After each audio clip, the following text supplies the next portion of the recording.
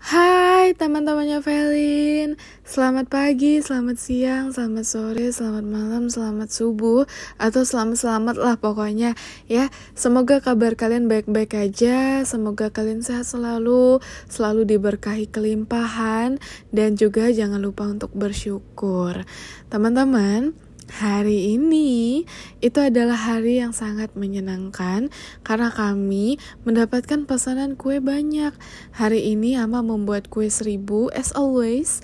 Lalu kita juga ada kedatangan tamu yang kemarin memesan 4 kilo kue coklat atau cookies coklat. Sebenarnya dulu resepnya pernah aku sampaikan waktu video tahun kemarin di mana kita membuat resep cookies coklat untuk Natal. Nah, bisa kalian lihat aja di video itu untuk resep lengkapnya karena udah 3 kali mungkin aku bagikan. Takutnya kalian bosen nih kalau aku ngomongin lagi keempat kalinya gitu ya. Dan di hari ini juga teman-teman kita juga membuat pia kacang karena pia kacang yang biasanya kita titipkan di toko milik bibi aku di kota sudah habis.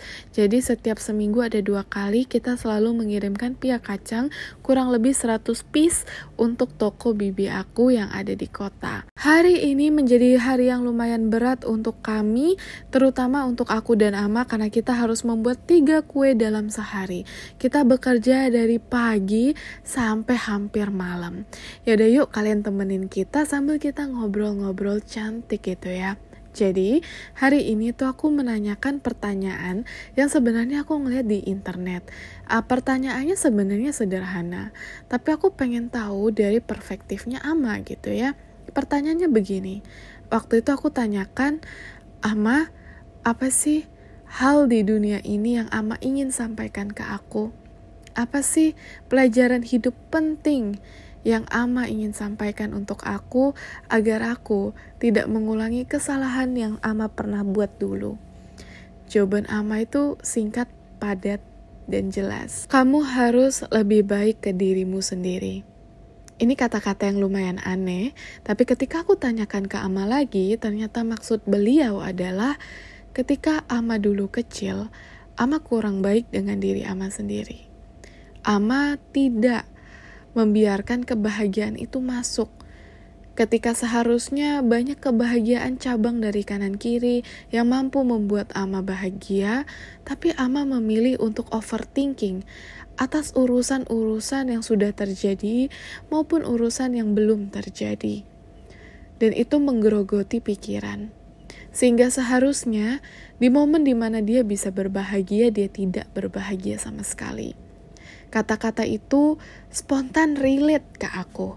Mungkin juga bisa jadi relate untuk kalian di rumah yang sekarang lagi nonton. Terkadang kita membiarkan diri kita untuk merasa stres.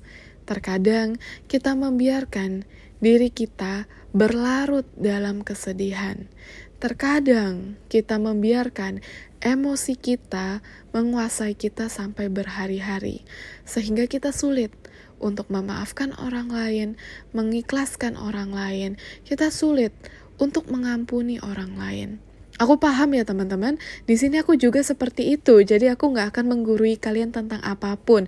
Ini hanya sharing aja, karena aku sebagai manusia juga merasakan hal yang serupa. Tapi kata-katanya Ama membuat aku sadar bahwa di saat aku sedih, kecewa, marah, atau mempunyai perasaan-perasaan negatif, banyak orang di sekitar aku yang ingin membantu aku, banyak orang di sekitar aku yang ingin membuat aku bahagia, tapi aku menolak.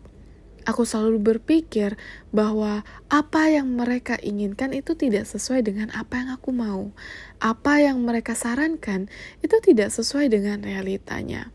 Aku selalu menolak bahwa kebahagiaan itu nanti-nanti aja deh.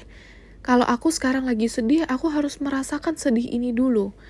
Padahal seperti yang kita semua tahu, stres, kecewa, marah, sedih, hal-hal negatif ketika diberi makan, dia akan semakin besar. Dulu aku sangat percaya dengan kata-kata seperti ini. Kalau sekarang mau nangis, menangis aja. Kalau sekarang lagi marah, marah aja, banting-banting aja barang. Tapi nanti kalau sudah, ya udah lega, nggak lagi. Sebenarnya kata-kata itu cocok buat kalian yang punya self-control atau kontrol atas diri sendiri. Kalau kalian punya kontrol atas diri kalian sendiri, kalian bisa melakukan hal tersebut. Tapi banyak dari orang yang menyalahartikan kata-kata tersebut justru menjadi spiral untuk selalu berpikiran negatif. Contohnya, kata-kata itu tidak berlaku untuk orang yang selalu overthinking, teman-teman. Karena ketika orang yang overthinking, kalian suruh berpikir dan lebih tenggelam hanyut dalam hal-hal yang lebih negatif, niscaya dia tidak akan lagi mengapung. Dia tidak akan lagi melihat daratan karena dia tenggelamnya terlalu dalam. Jadi, aku tuh sangat-sangat ingin memberikan kisah ini untuk kalian. Karena namanya manusia, tidak mungkin kita akan merasa hanya senang, happy, bersyukur, dikelilingi kelimpahan. Pasti ada 1-2 hal, ada 1-2 waktu kita akan merasakan hal-hal yang sangat-sangat negatif yang mungkin bisa memakan pikiran. Maka ingat kata-katanya Ama, harus membiarkan diri kalian untuk bahagia. Harus membiarkan orang-orang yang kalian cintai itu membuat kalian bahagia.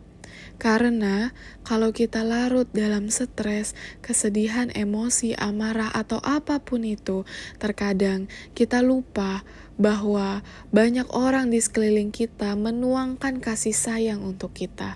Yang seharusnya pikiran dan akal sehat kita berfokus untuk sesuatu yang positif, bukan sesuatu yang negatif. Aku tahu ini sangat sulit dilakukan. Bagaimana caranya agar mental dan pikiran itu bisa mengubah sesuatu yang negatif menjadi sesuatu yang positif. Tapi caranya adalah ketika kalian, teman-teman, membiarkan diri kalian dicintai, membiarkan hal-hal positif mengalir ke dalam pikiran, jiwa, dan raga kalian, niscaya yang namanya kenegatifan tidak akan menggerogoti pikiran dan hati. Hal ini sudah pernah aku terapkan kepada diri aku sendiri. Aku tipe manusia yang kalau aku punya masalah, cukup aku pikirkan hari itu. Karena prinsip hidup aku adalah ketika masalahnya terjadi di hari ini, aku pikirkan hari ini. Kalau masalahnya terjadi besok, aku akan pikirkan besok.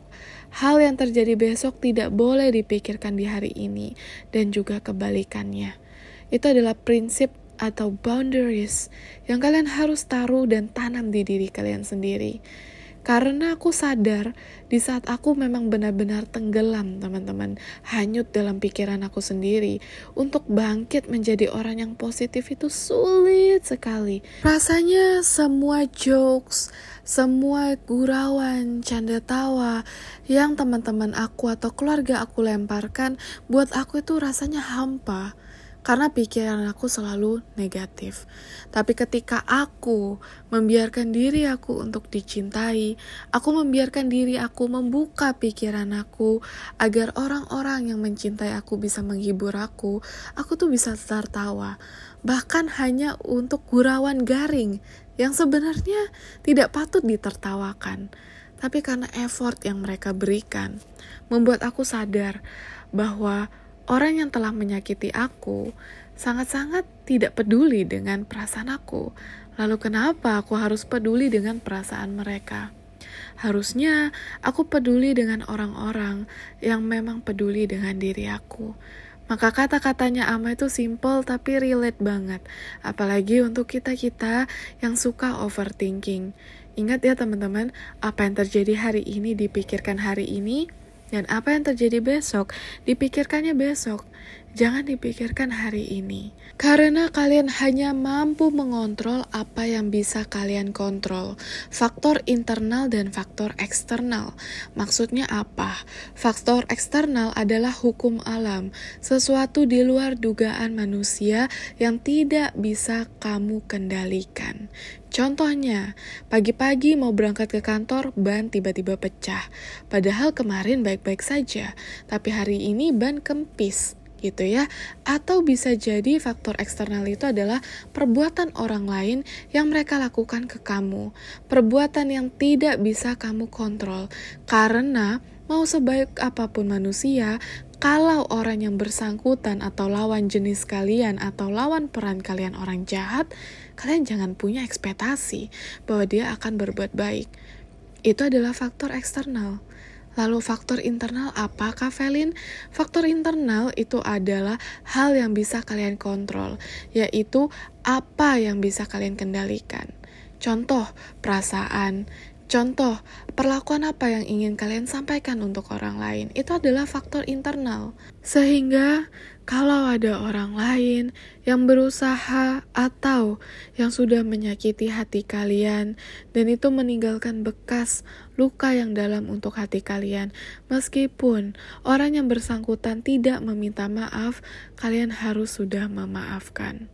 Alasannya bukan karena orang itu berhak dimaafkan, tapi kalian berhak mendapatkan kedamaian untuk diri kalian sendiri. Kenapa begitu? Karena kebencian, iri, dengki itu adalah perumpamaan di mana kalian punya racun, kalian berharap orang yang kalian benci itu mati, tapi kamu adalah orang yang meminum racunnya. Jadi itu bisa dibilang adalah hal yang bodoh, karena itu menggerogoti pikiran, jiwa, dan hati kalian sendiri. Orang yang kalian benci tidak akan merasakan faktor-faktor internal yang ada di dalam diri kalian. Jadi bisa dibilang penguasaan diri, karena di dalam tubuh manusia itu ada 3, teman-teman. Tubuh, jiwa, dan juga pikiran. Jiwa itu adalah hati, pikiran adalah logika, dan tubuh ya adalah badan. Dan memang terkadang 3-tiganya tidak bisa selaras. Jadi tidak boleh ada dari 3 itu yang lebih unggul daripada yang lainnya. Contoh, ketika kalian menganggap bahwa logika kalian lebih dominan, biasanya traits ini dimiliki oleh pria atau juga laki-laki yang memiliki pikiran yang terlalu berlogika. Apa-apa harus dijelaskan secara logika. Bisa jadi, teman-teman, kalian tidak akan percaya Tuhan. Bisa jadi juga kalian tidak akan bisa mengerti pikiran orang lain. Itu kenapa banyak sekali orang-orang yang ateis itu kebanyakan orang yang pintar. Karena dia menganggap bahwa semuanya harus bisa dijelaskan dengan logika. Padahal di dunia ini ada hal-hal spiritual yang memang tidak bisa disangkut pautkan dengan realita.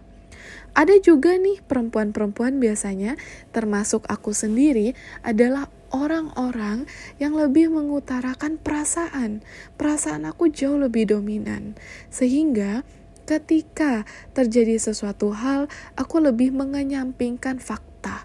Aku lebih berpikir apa yang perasaan aku sedang alami. Dan itu jujur membuat aku egois. Aku ingin orang lain mengerti perasaan aku. Tanpa aku berpikir bahwa ternyata ada fakta terselubung yang seharusnya bisa menjadi faktor kenapa permasalahan ini bisa selesai. Tapi yang ada, aku malah mengulur-ulur waktu. Sehingga perasaan aku lebih bermain di dalamnya. Dan itu membuat aku lebih egois dan tidak memikirkan orang lain. Harus aku duluan. Pokoknya aku yang sedih, aku yang marah, aku yang kecewa, aku duluan yang harus dihibur. Jadi itu juga salah. Dan yang terakhir, kalau badan lebih menguasai, itu bisa jadi kalian overwork, atau bisa jadi kalian merasa ketika badan kalian lagi malas nih teman-teman, lagi gak bersemangat, akhirnya kalian menunda banyak sekali pekerjaan karena itu.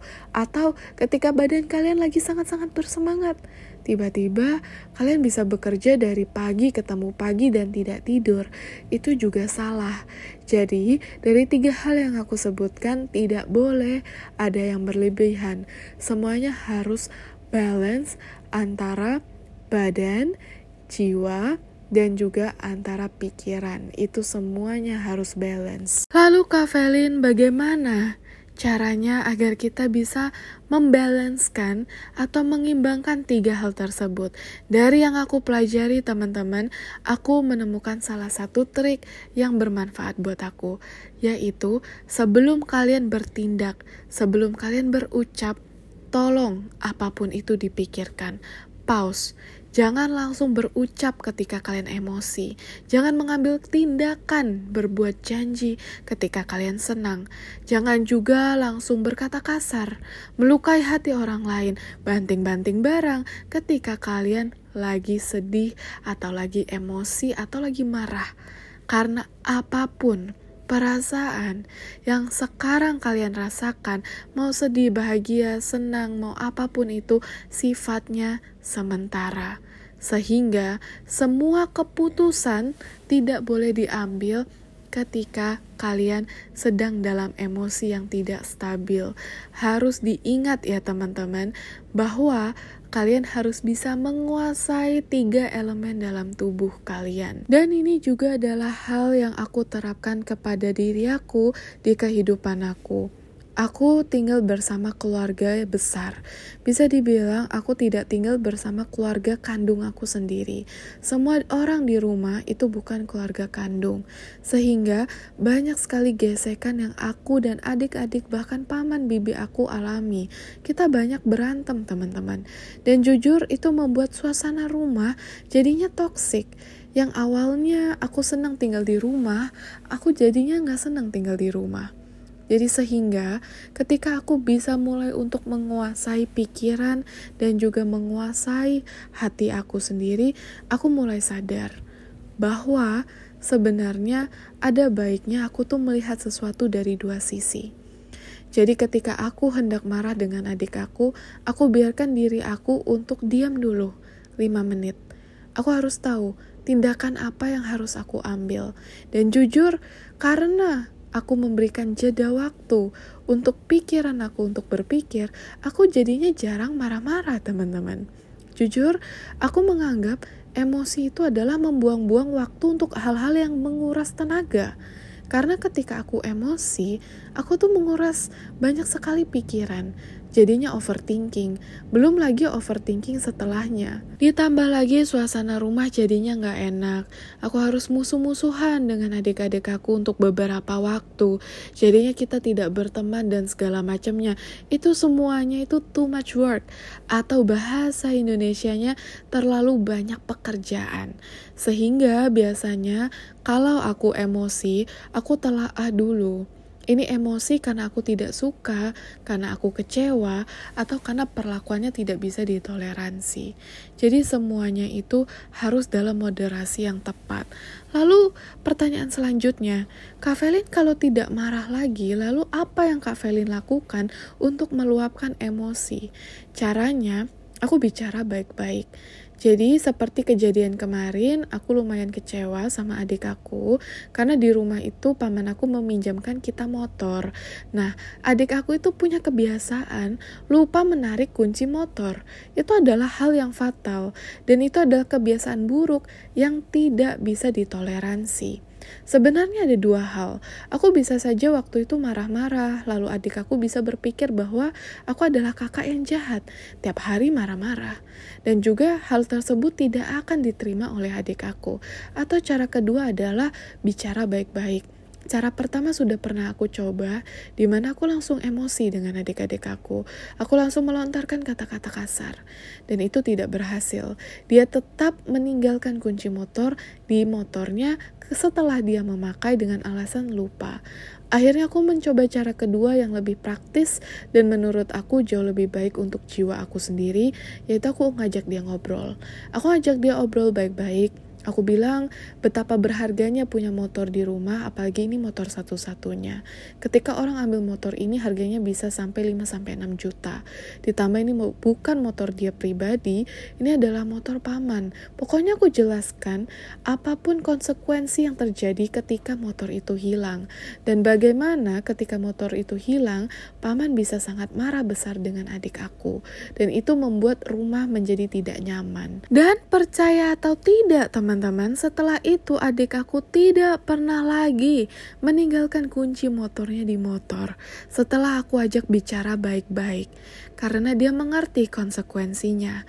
Terkadang orang-orang itu ketika kita marahi, dia tidak tahu konteksnya apa sih, sebenarnya permasalahannya apa sih, sehingga kamu bisa marah seperti itu, sehingga penyampaian kata-kata kita itu jadinya negatif.